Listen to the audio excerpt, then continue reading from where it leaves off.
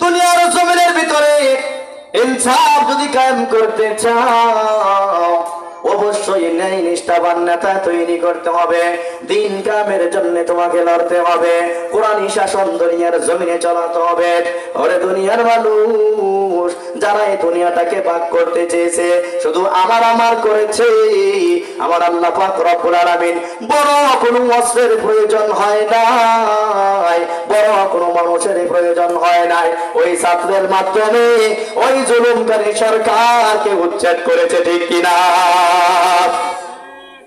এই জন্য কোরআনী শাসন দরকার, কোরআনী হুকুম দুনিয়ার জমিনে দরকার, কোরআনী প্রতিষ্ঠা দুনিয়ার জমিনে দরকার।